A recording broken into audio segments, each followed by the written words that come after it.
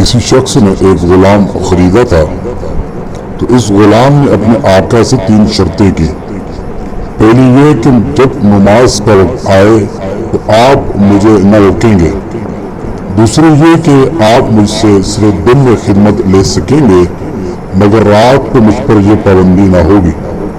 تیسری یہ کہ میرے رہنے کے لیے کوئی ایسا کمرہ عنایت فرمائیں گے جو میرا پسندیدہ ہو اور دوسرے شخص کو اس میں آنے کی اجازت نہ ہوگی۔ چنانچہ آقا نے غلام کی 3 شرطیں منظور کر لی اور غلام کو حکم دیا کہ اپنے رہنے کے لیے محل سرائے میں حسب دل خواہ کمرہ پسند کر لے،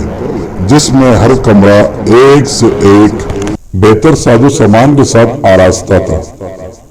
پس غلام نے تمام کمروں کو دیکھ بھال کر اپنے لیے ایک ویران کمرہ پسند کیا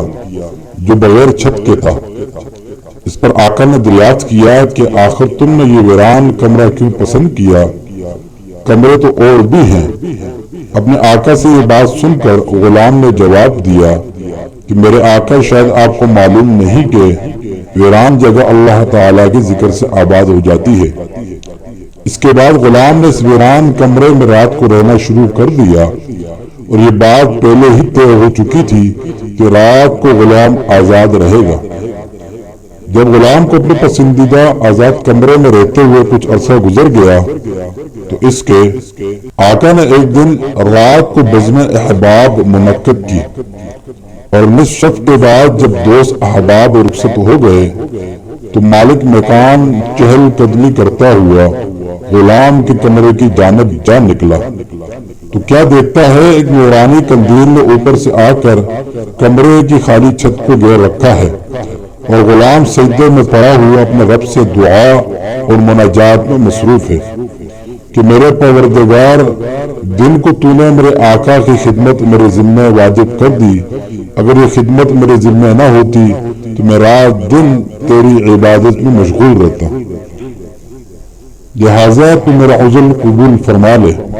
تو مالک تعجب کے ساتھ صبح صادق تک اس عجیب منظر کو دیکھتا رہا، چنانچہ صبح ہوتے ہی وہ نورانی قندیل آسمان پر چلی گئی اور چھت بند ہو گئی۔ مالک نے اپنی بیوی سے اس کا تذکرہ کیا اور دوسرے روز وہ مالک اور اس کی بیوی دونوں اس منظر کو دیکھنے گئے تو اس شب میں بعینہ وہی منظر تھا جو پہلی شب میں مالک دیکھ چکا تھا۔ صبح ان دونوں نے غلام کو بلا کر کہا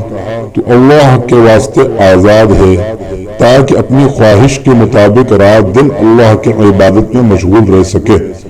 جس سے تو معذرت کرتا رہتا ہے۔ اسی کے ساتھ اور اس کے مالک اور اس کی بیوی نے غلام سے اس کی ان کرامتوں کا ذکر کیا جو رات کو وہ دونوں دیکھ چکے تھے۔ بس اب کیا تھا،